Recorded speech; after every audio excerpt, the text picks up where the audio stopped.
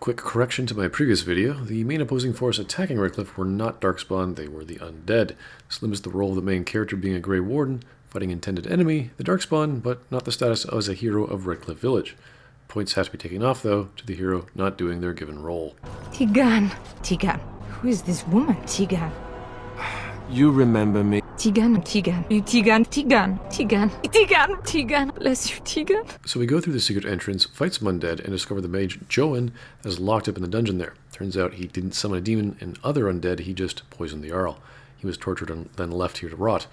He was told by Loghain to do so because it was believed Arl Eamon would settle issues with the circle mages, and he took this action because he's something called a bloodmage and was going to be put to death, but Loghain took advantage of that. Turns out Connor is a budding mage, and Isolde hired this guy to train Connor so the circle wouldn't take him away. Additionally, if Connor was discovered to be a mage, he wouldn't be able to inherit a title, so he would no longer be an heir to Redcliffe.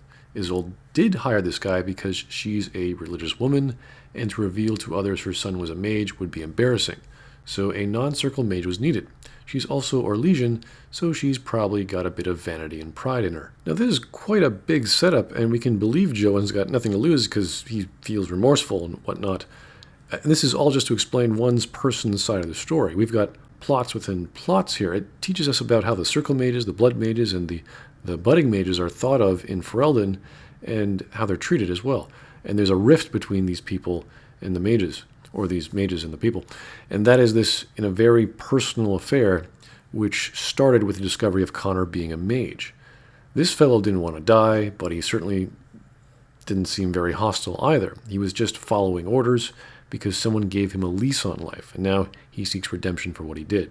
This is just a normal NPC, tortured and dying in a cell, left to rot, and has his own plot. This is perfect for what we need to set up what's going on. And everyone reacts. This is a great choice. This guy could be lying. He could be making this all up. He's a fantastic actor, and it doesn't help that we're in a dark and scary dungeon with undead around, with all this eerie music playing as well.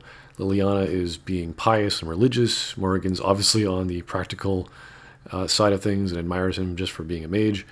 And even Alistair, with his own Templar background, is kind of hesitant to be too harsh on the guy.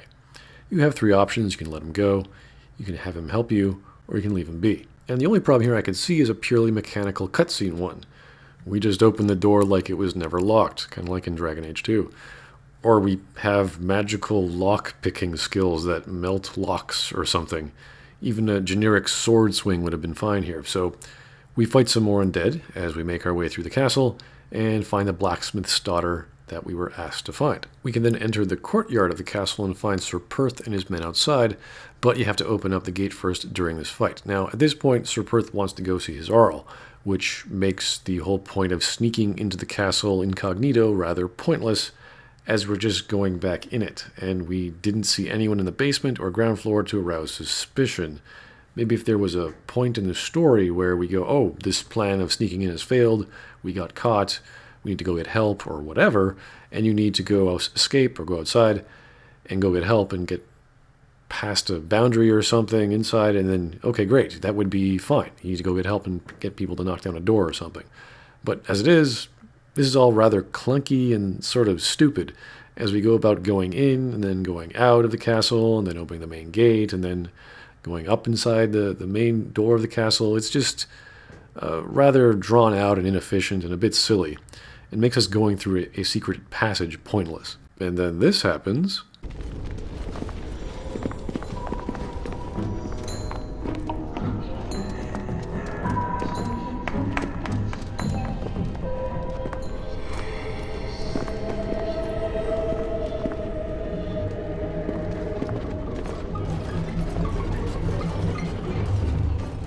So these are our visitors.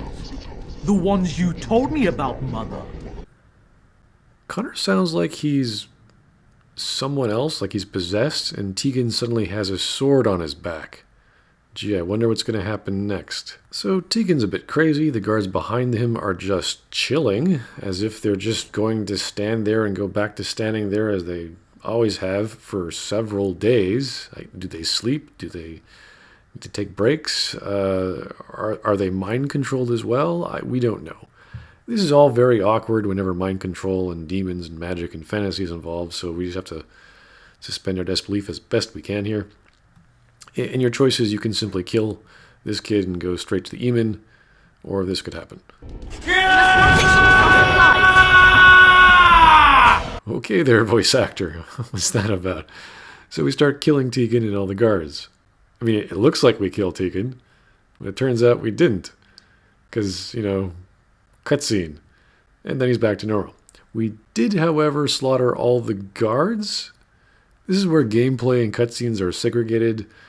All this scene was some before combat comment to say, okay, we're not going to kill everyone, we're just going to knock them out, but they can keep the same animations of using bladed weapons. Maybe not to stab them till they stop moving. Or just knock them out, or give the impression of knocking them out. Either way, Isolde gets pissed at Jowan. You did this to Connor! Expectedly, because, he's the guy she believes caused all this. And we learn that Connor is what's called an abomination, or a person that's been possessed by a demon. Okay, so demons are involved. This is the mage you spoke of? Didn't you say he was in the dungeon? He was. I assumed the creatures had killed him by now. He must have been set free. Well, you locked him in his cell and expected creatures to kill him. How exactly were they going to do that? Or was the cell never locked and he was just repenting by staying put and the creature just didn't really care? I mean, that would explain how he opened the cell door rather easily. So the drama here is Isolde didn't want to lose her son, knowing that Eamon would have sent him away because he's that kind of guy.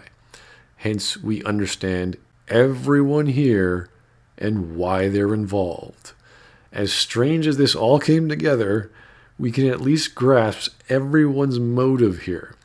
We just had to slaughter a whole bunch of guards to do so, who we hope were mind controlled, because if they weren't, it would be really, really sad. It's just kind of clunky. There's the possibility if we kill the demon that the Arl might still die, says the demon is supposedly keeping him alive. And while everyone's contemplating killing Connor, Jowan says he can get another mage to help enter Connor's dream world called the Fade, where the demon exists, and they can confront the demon there. This is because Jowan's a blood mage and doesn't need a lot of lyrium or other mages to conduct this ritual. Lyrium provides the power for the ritual, but I can take that power from someone's life energy. This ritual requires a lot of it, however. All of it, in fact. Oh, too bad we couldn't use those mind-controlled people we just slaughtered. Were they minds completely gone? Were they shambling corpses? Who knows? I guess we can't use shambling corpses either. They're all dead, supposedly. And Isolde here is like, yep, no problem. I'm his mom. I'd totally give my life to my son. To me, the answer is clear. Blood magic. How can more evil be of any help here? Two wrongs don't make a right. It does seem like a sensible choice, with a willing participant. Ah, Morrigan, you're the only other mage in the room. Please tell me you figured this out by now. It's up to you, my friend. You know more about such things than I do, and it's your companion going into the Fade. The decision is yours. Okay, wait up. When was it decided it was my companion, that is to say Morrigan, going into the Fade? And why am I making the choice? Shouldn't we talk to Isolde and Morrigan first? So, instead of killing Isolde, we decide to go to the Tower of Magi, which is a day's worth away, to get lyrium and mages to come back and perform the ritual. While Connor just runs amok still, summons more undead, and then kills a lot more people. It'll take a minimum of 2 days for us to come back, assuming the Circle of Magi, don't want anything else from us, which I doubt that'll be the case. And suddenly we're attacked by skeletons.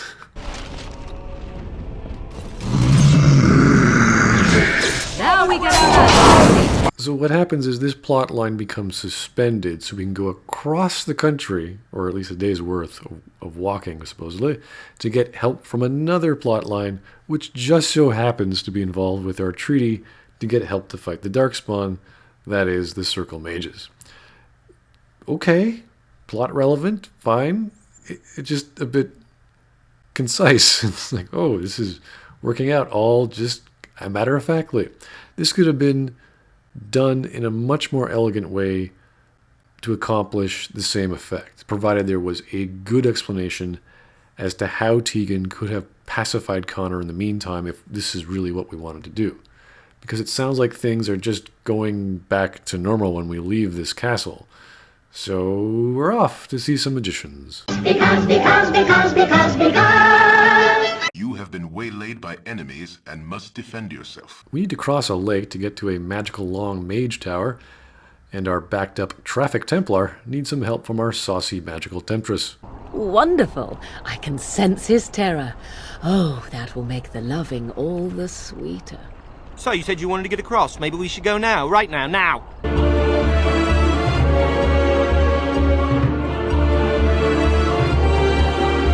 Turns out the tower is no longer under Templar's control. Abominations and demons stalk the halls. Fantastic. We specifically came here for help with a ritual to help out an abomination by defeating a demon, and we have an entire tower filled with abominations and demons. Well, I guess we came to the right place. I'm sure a few dead things would speed up this process of whatever mages that are still alive to actually go demon hunting with. Frankly, I'm waiting for Alucard or Sypha to pop up out of a wall or something. She tells us that there's some guy named Uldred who teamed up with Loghain, who just came back from Ostagar and wanted to take power over the Circle Tower and start a revolt. And she bets this is why demons and abominations are running around now. The prideful Morrigan does not especially want to help these guys because she believes magic should be free, and the Circle Mages represent authority, and they should all be treated as cattle and destroyed. Luckily, you can convince her, and Liliana and Alistair are like, hey, we gotta help these people. They're people, regardless of being mages. Now, we can spare this Maleficar's life after we fight her, which is basically a mage that does blood magic. It has no real impact on the plot, but it is a choice you can make, and I just don't know what it does later. We'll find out.